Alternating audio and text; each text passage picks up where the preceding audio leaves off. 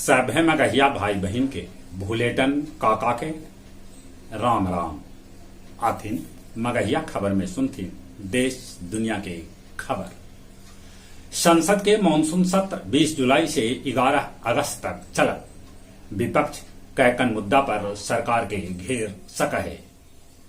विधायक के बाद अब बिहार के मुख्यमंत्री नीतीश कुमार 3 दिन जदयू सांसद से करतन मुलाकात।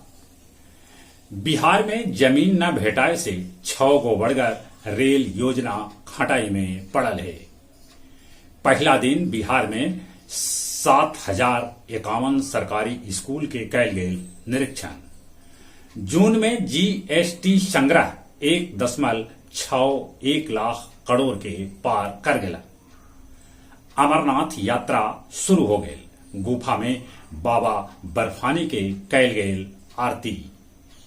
बिहार में सृजन घोटाला के फाइल खुल सका है, ऐसा लोग उम्मीद जता रहलन है।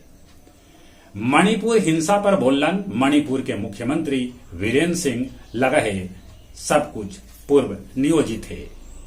नेपाल में बेसी पानी बरसे से बिहार के गंडक में है उफान। पाकिस्तान जेहल में बंद भारत के कैदी के लिस्ट सरकार के भेटाइल है। नेहाल के हत्या के बाद फ्रांस में हिंसा रुके के नाम न ले रहा है। फ्रांस में भड़कल हिंसा के आग अब बेल्जियम तक पहुंच गया। गया जिला हिंदी साहित्य सम्मेलन भवन में काव्य संध्या 461 के आयोजन कैल गेल, जेकर अध्यक्षता सभापति सुरेंद्र सिंह सुरेंद्र और संचालन संजीत कुमार कैल का। ई अवसर पर मुख्य अतिथि के रूप में सैयद शाह गुफरान अशरफी उपस्थित रहलन।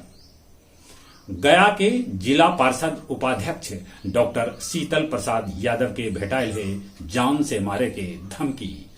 चौगाई भलुहार में करेंट लगे से एगो किसान राजकुमार प्रसाद के हो गए मौत।